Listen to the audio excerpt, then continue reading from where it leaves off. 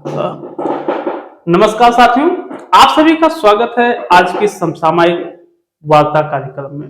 जैसा कि हम लोगों को पता है कि मैं डेली जो है समसामयिक कार्यक्रम वार्ता डालता हूं, जो आपके करंट अफेयर से रिलेटेड होता है। आज का जो हम लोगों का टॉपिक है वो है कविंद्र पुरकायस्थ साहब। इनका निधन हो गया, थोड़ा सा शोक संदेश है। तो जो बीजेपी के नेता रह चुके हैं, बहुत ही दिग्गज नेता, असम से, ये वहां के हम कह सकते हैं कि इनको जो है परंपरा नेता भी कहा जाता था। ठीक है, तो इनकी निधन हो गई है। तो आइए देखते हैं जितने भी इंपॉर्टेंट पॉइंट है एग्जामिनेशन के, उस पॉइंट को हम लोग डिस्कस करते हैं, देखते हैं क्या क्या इंपॉर्टेंट क्वेश्चंस इनसे बन सकते हैं किसी भी प्रीलिम्स एग्जाम में, पीसीएस, पीएससी या यूपीएससी और अदर बहुत सारे एग्जाम्स हैं, उन सब में जो है कौन कौन से क्वेश्चंस बन सकते हैं, इन सभी के बारे में हम लोग डिस्कस करते हैं।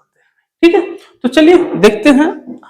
सबसे पहले हम लोग अगर बात कर लें तो जो कविंद्र पुरकायस्थ थे, ये बीजेपी के बहुत ही दिग्गज नेता थे।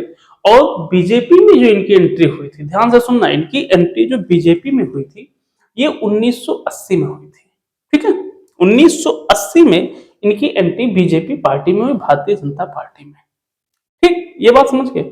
इनका जन्म जो हुआ था वो 15 दिसंबर 1931 को हुआ था। कब हुआ था? 15 दिसंबर 1931 को इनका जन्म हुआ था।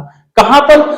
ये सिलहट जिले में। कहां पर? सिलहट जिले में, जो अब बांग्लादेश, जो आपका बांग्लादेश है उसका पार्ट हो चुका है। लेकिन अगर मैं ब्रिटिश टाइम की बात करूं, जब ब्रिटिशर्स हुआ करते थे, ब्रिटिश कॉलोनियल रूल थे, तब उस समय की अगर मैं बात करूं तो वो आपका बांग्लादेश नहीं था, वो इंडिया का पार्ट था। ठीक, इतने बात समझ के। ये बीजेपी में इनकी एंट्री कब हुई? 1980 में हुई। इनका जन्म कब हुआ? 15 दिसंबर 1931 में। कहां पर? सिलहट। ठीक है, सिलहट जिले में, जो वर्तमान में बांग्लादेश का हिस्सा है।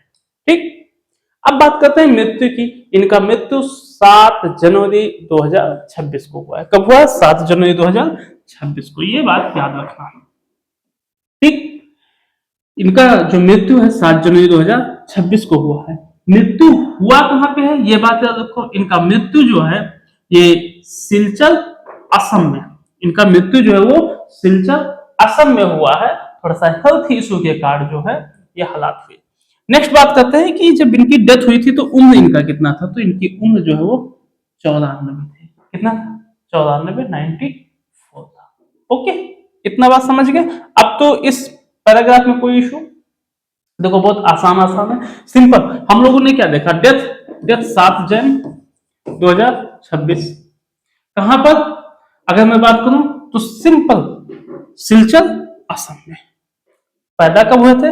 15 दिसंबर 1931 में। ठीक है, इनको असम में पारंपरिक नेता बोला जाता था। ठीक है, पारंपरिक नेता कहते थे। जो कविंद्र पुरकायस्थ साहब है, इनको असम में जो है पारंपरिक नेता के नाम से भी जाना जाता था। ओके, इतना हम लोग जान चुके। अब देखते हैं नेक्स्ट में परीक्षा से संबंधित क्या पूछे जा सकते हैं, वही मैं डिस्कस कर रहा था अभी आप लोगों से। सबसे पहले तो ये पूछा जा सकता है कि भाई ये है क्या, ये मसला क्या है, ये जो टॉपिक हम लोग पढ़ रहे हैं है क्या, ये पहले देखा जाएगा। सबसे पहले अगर मैं बात करूं तो ये पूर्व केंद्रीय राज्य मंत्री कविंद्र पुरकायस्थ, पुरकायस्थ का निधन हो गया। केस ये, ठीक है।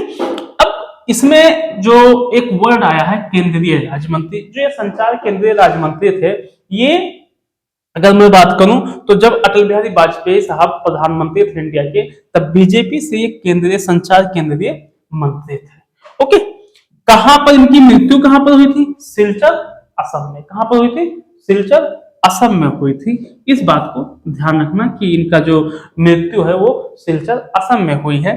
राजनीतिक दल की बात करूं तो बीजेपी। अगर मैं राजनीतिक दल की बात करूं तो बीजेपी। ये है ना पद, देखिए, संचार मंत्रालय में केंद्रीय राज्य मंत्री थे। कब? 1998 से 1999। ये बात याद रखना कि ये जो है वहां के केंद्रीय राज्य मंत्री कब थे? वो भी किससे? संचार मंत्रालय से। संचार मंत्रालय से वहां पर केंद्रीय राज्य मंत्री कब थे? 1998 से लेके 99। ठीक, एग्जाम में पूछा जा सकता है क्या? पूर्व केंद्रीय मंत्री राज्य मंत्री कविंद्र पुरकायस्थ का निधन। उसके बाद में ये पूछा जा सकता है जगह कौन सा है? तो सिलहट, असम। ठीक है, सिलचर असम, सॉरी सिलचर असम। और राजनीतिक दल इनका कौन सा है, बीजेपी है। और इनका पद क्या है, वो संचार मंत्रालय में केंद्रीय राज्य मंत्री थे। कब, 1998 से लेकर 1999 में। अगला देखते हैं हम लोग, आगे जो है आपका जो डिस्कशन है इसकी अगर मैं बात करूं, सॉरी, आप देखो कविंद्र पुरकायस्थ के बारे में थोड़ा सा हम लोग डिस्कस कर लें, हालांकि काम भर का हो चुका, क्योंकि जितना आपके एग्जाम में पूछा जाएगा। विरासत की बात करूं तो असम में भाजपा के संरक्षक के रूप में माने जाते, मतलब इनको जो है ना ऐसा माना जाता था जैसे वो घर के दादा नहीं होते हैं, कि अगर वो है तो समझ लो घर मतलब ठीक ठाक है। ऐसे असम अगर ये वहां पे है तो सब लोग ये जानते थे कि प्रकाश साहब है तो असम ठीक ठाक है, उसमें पार्टी में कोई इशू नहीं होगा।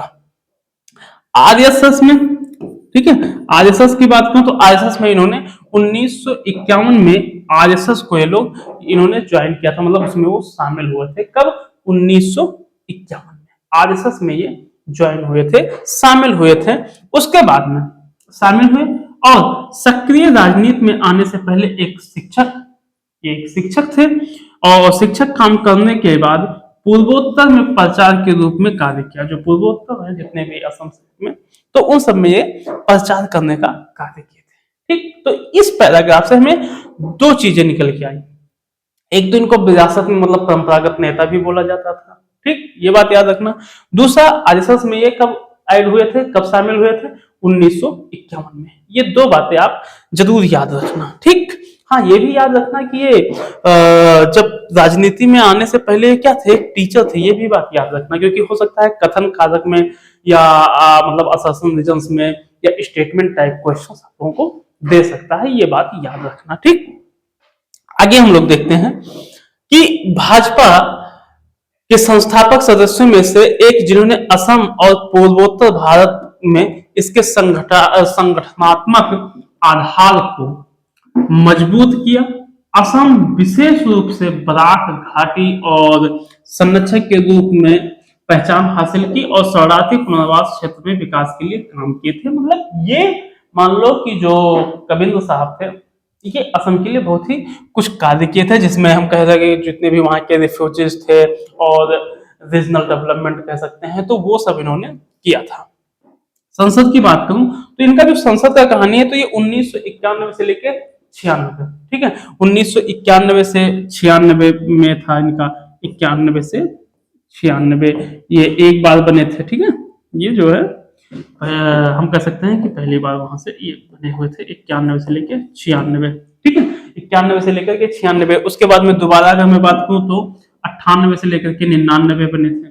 उसके बाद में फिर 2009 से लेकर के 2014 तक, 2009 से लेकर के 2014 तक ये बने थे। 2009 से लेकर के 2014 तक जो है वो बने थे, ठीक है, ये बात याद रखना। और सबसे इंटरेस्टिंग बात, ठीक है, ये चीजें याद रखना कि 1991 से लेकर 96 और 1998 से लेकर के 99, इसी बीच में वो संचार केंद्रीय मंत्री, और 2009 से लेकर के 2014। सबसे इंटरेस्टिंग पॉइंट जानते हो क्या है, ये जो है ये सभी जीते कहां से हैं, ये जो चुनाव जीते हैं ये जीते कहां से हैं, सब सिलचर से। कहां से, सिलचर से। सब जो है ये असम से ही जीते हैं, जितने भी ये चुनाव जीते हैं वो सब कहां से जीते हैं, सिलचर से, ठीक है, सब कहां से जीते हैं, सिलचर, असम से। ओके, ये बात याद रखना कि असम से ये जीते हैं। आगे बात करते हैं, हाँ, क्षेत्र में 3 बार सांसद चुने गए। कितने बार, 3 बार ये सांसद चुने गए थे। ये बात याद रखना कि ये 3 बार सांसद के रूप में चुने गए थे। मंत्रालय की बात करूं तो प्रधानमंत्री अटल बिहारी वाजपेयी के कार्यकाल में 98 से 99 के दौरान संचार मंत्रालय में केंद्रीय राज्य मंत्री के रूप में कार्य किया। किसमें, संचार मंत्रालय में, ठीक, ये बात याद रखना, किसमें किया था, संचार मंत्रालय में। कब, 1998 से 99 के बीच में। और ये भी पूछा जा सकता है कि उस समय कौन से प्रधानमंत्री का कार्यकाल था, तो आप बड़े आसानी से बता सकते हो कि भाई अटल बिहारी वाजपेयी थे। ओके, इतना क्लियर हो गया। आगे देखो, ये डेट याद रखना, 91, 96, 98, 99, 2009, 2014, ये पॉइंट याद रखना। आगे देखो, नेक्स्ट है फिर। Okay, thank you. I hope आप लोगों को अच्छा लगा होगा। मिलते हैं अगले वीडियो में, तब तक के लिए धन्यवाद।